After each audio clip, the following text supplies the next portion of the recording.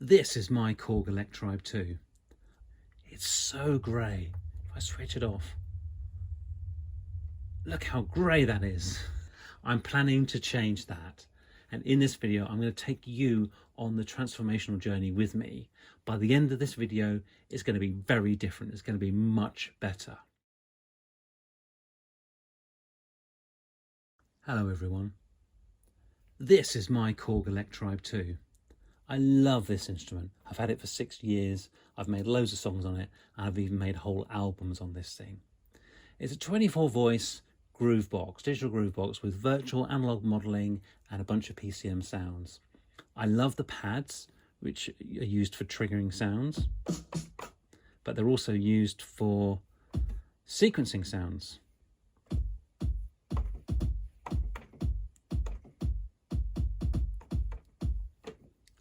You can use the pads also as a keyboard. And it's also got this chaos pad here, which you can use for also entering notes. You can use it as an arpeggiator, and you can even use it for master effects. So watch what happens if I touch this.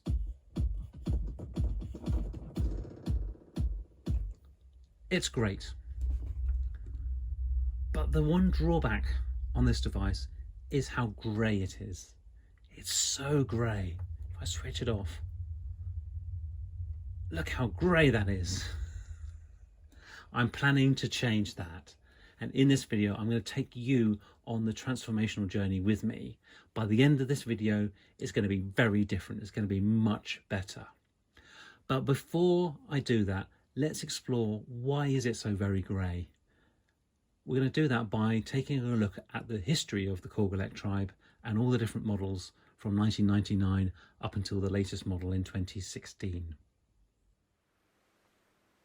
It started off in 1999 with the Electribe EA1, which was a 2-voice analog modelling synth capable of looping little synth lines, a bit like an alternative to a Roland TB303. And the ER1, which was a drum machine with a combination of analog modelling sounds and some PCM sounds. In 2000, they added the ES1, which was a sampler, into which you could load your own samples via a smart media card. And in 2001, the EM1 was added. Now this was like having an EA1 and an ER1 in a single box. It combined 2 synth parts and 8 drum parts into what was called a music production station, or today we would call this a groove box.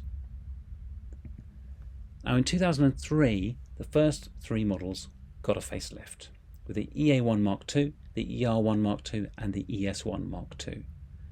Everything is the same under the hood with these Mark II versions. It's just the new faceplates and the silver knobs, which I think are even more reminiscent of the TB303 by Roland.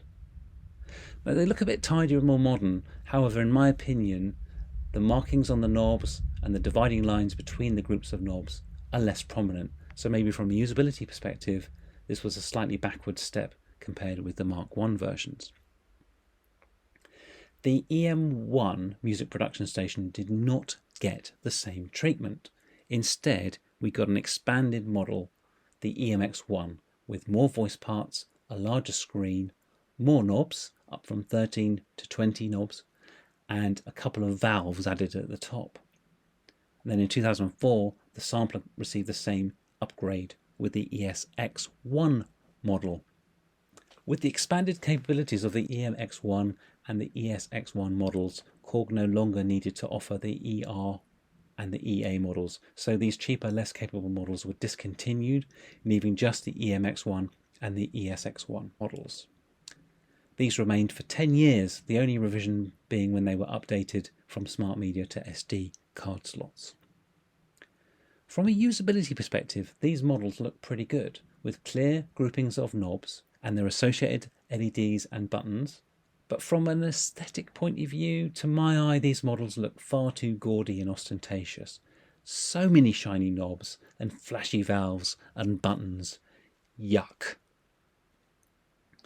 So I think it made a lot of sense when in 2014 Korg tidied up the design with the new Electribe2 and Electribe2 sampler.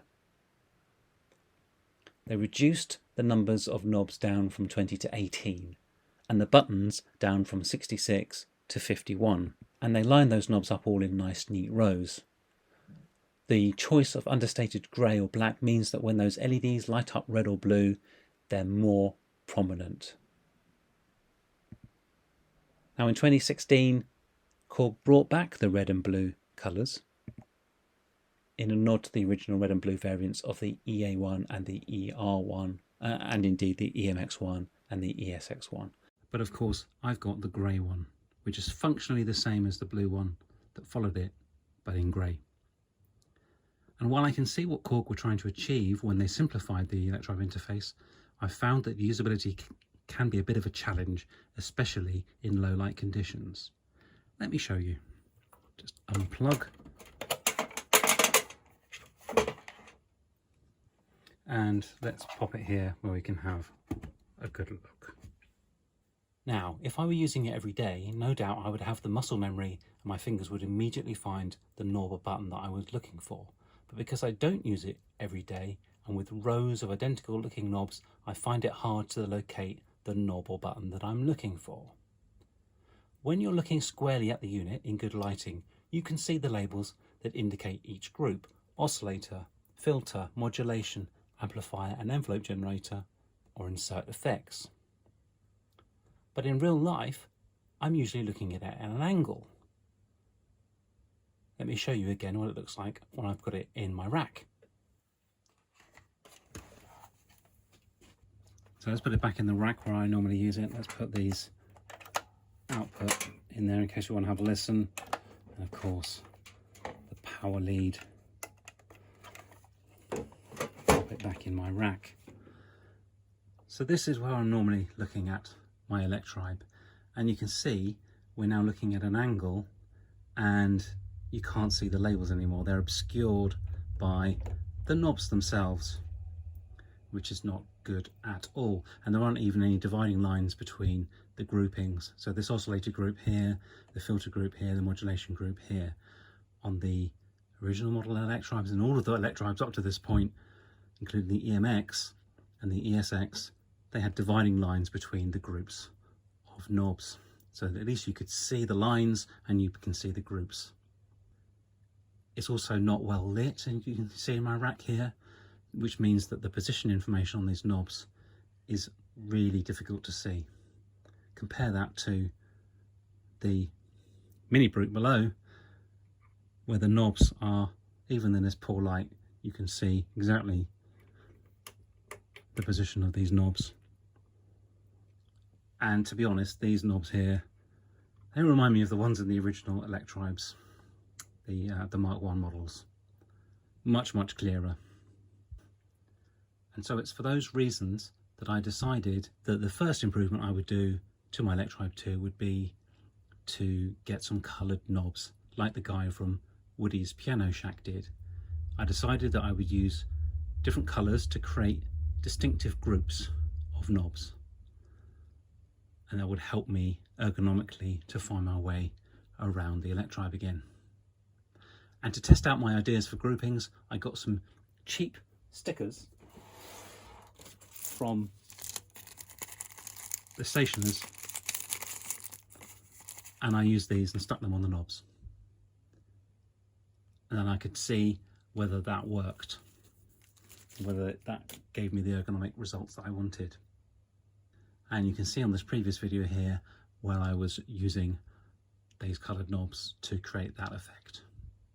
I found that this sticker solution and the groupings that I used worked well for me. I could find my way to the right knob much more quickly, so that at this point I was ready to commit to a permanent solution and order those new knobs.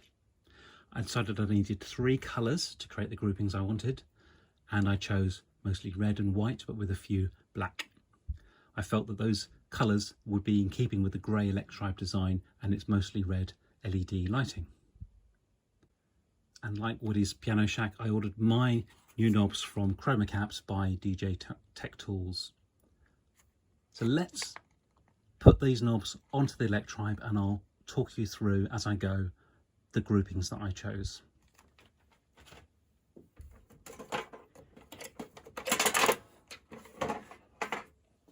So here we are, here's the Electribe. Here are the chrome caps. Look at all those beauties. Right, I'm going to start on the left with the data knob. Let's pop these to one side. So I'm going to start on the left with the data knob, which is a very important knob. I'm going to go with red for that one. So I've got a nice red knob there. Moving rightwards is the oscillator group, and so I'm going to switch to white. So there's a white big one and two small ones. So we have the oscillator selection and the pitch and glide and the oscillator edit, a nice clear group. Moving right to the next section, we have, of course, the filter group, so back to red, of course. So there's a small one down here, pop that on, small one down here, and a big red one for the big filter knob for the actual filter cutoff frequency. Just find the right biting point for that to go on. There's our filter group. Now we've got modulation, so of course it's back to white. Big knob on the top.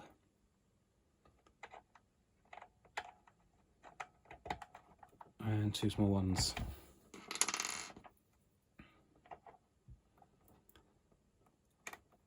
Right, the next group is the amplifier and envelope group.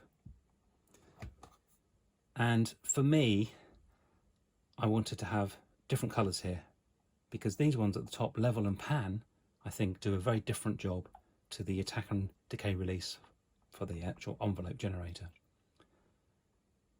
So what I decided to do was, of course, I had to go with my red ones, but I needed a third colour for either this set or this set. I decided to go with black because it's in keeping with the colour scheme, and I thought I can also use black up here because these two knobs here are also for level. That's the input level and that's the output volume level.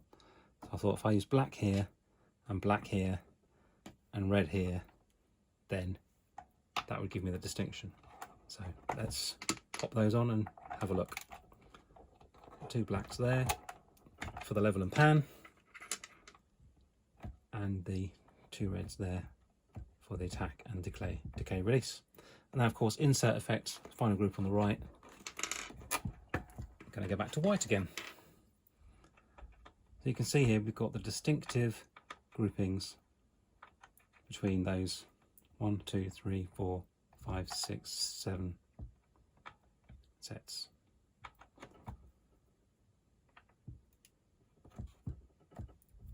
So let's finally put these two on the over here. And now we've got a full, complete set of new knobs for my Korg Electribe 2.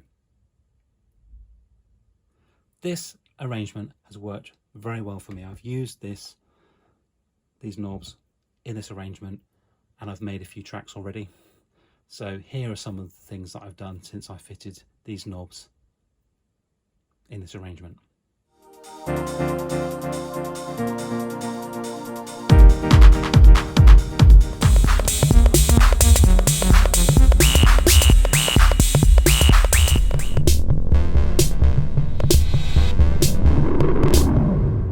Now the second upgrade I want to do for the Electribe is something called shift shortcuts.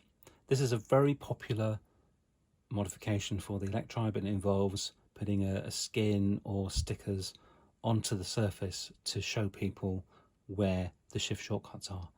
Now, just to explain what the shift shortcuts are, I'm going to power on the unit and show them to you, some of them.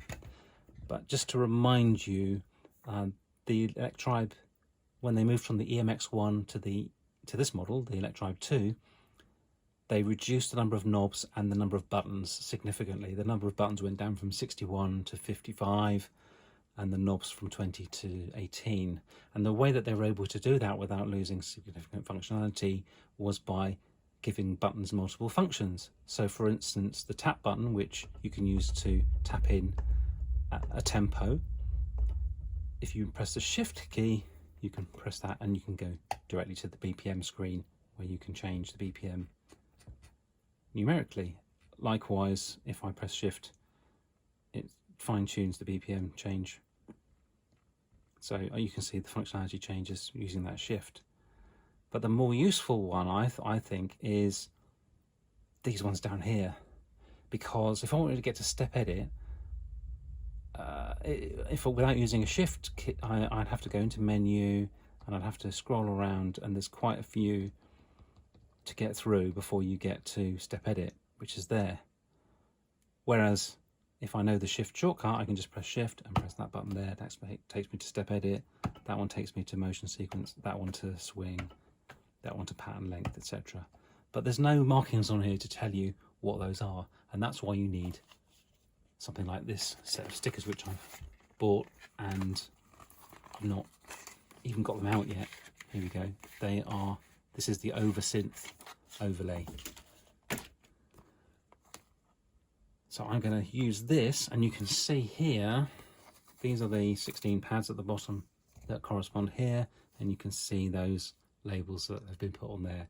It's the grey one. They do a blue version of this one. And they're not sponsoring this video, neither are keycaps by DJ Tech Tools. I've paid for this stuff myself because I want it for my Electribe. So I'm going to stick these on. Definitely I want to stick these on because I really wouldn't be able to find these. So let's have a go at doing that. I'm not sure whether I'm going to stick all of these on as well, because I mean, if this one here, that's frequency resonance envelope and envelope generator amount, those labels are already there. Do I need? I don't know. I'll have a try, but I want to put this one on because I think this one will really help. So what I'm going to do, I'm going to power it off. I'm going to give it a brush down to make sure that the surface is nice and clean, and then I'm going to stick these stickers on.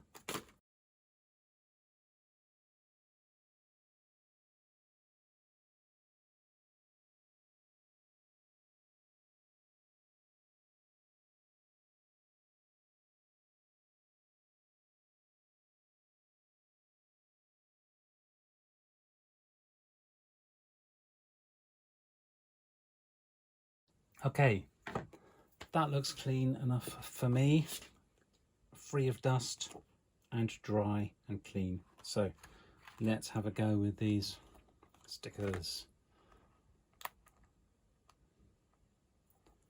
Oh, it's exciting. Look at that. Oh, how satisfying that is. Oh.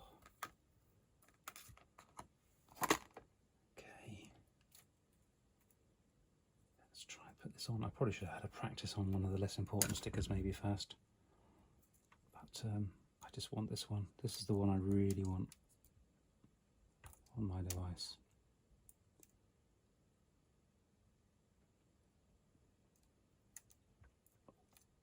It's a little bit high.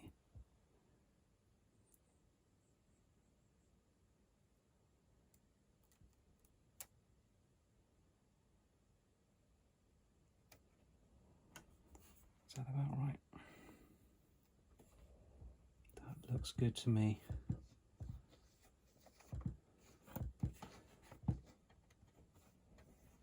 Okay, I'm quite happy with this actually. I quite like it. It's very clear. The labels are very clear. The white and black contrast, super clear. The grey is almost the same grey as the grey on the device itself. I do like that. So the number 1 is to the right of pad number 1. Okay. Okay. I think the lighting I've got on here is a little bit direct. I guess that's probably a downside if the lighting is, because it's a glossy sticker, then the lighting is a little bit yeah, it's going to be prone to glare because it's a glossy sticker rather than a matte surface. But other than that, I like it. I've got a bit high there, haven't I? Damn it, that's too high. I'm going to need to adjust.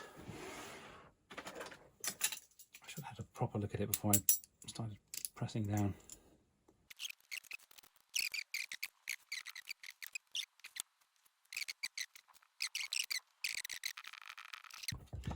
That'll do, I think. I think that really helps.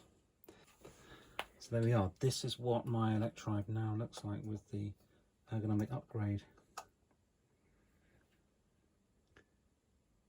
I like it. Let's move it back into the rack and see how it looks there.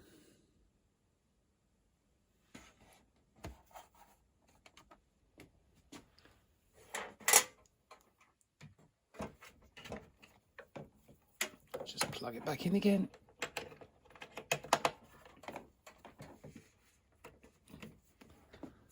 And there we have it, the finished result. I like it. I think there's a nice balance there between the white stickers, which are obviously new, and the white knobs. I think it makes it look more balanced than before, which is nice. Obviously, the ergonomic improvement of being able to know what these shortcut buttons do is going to be great. They're really clear. I think that's going to work very well. I'm looking forward to trying it. But I think it's balanced, it's not over the top.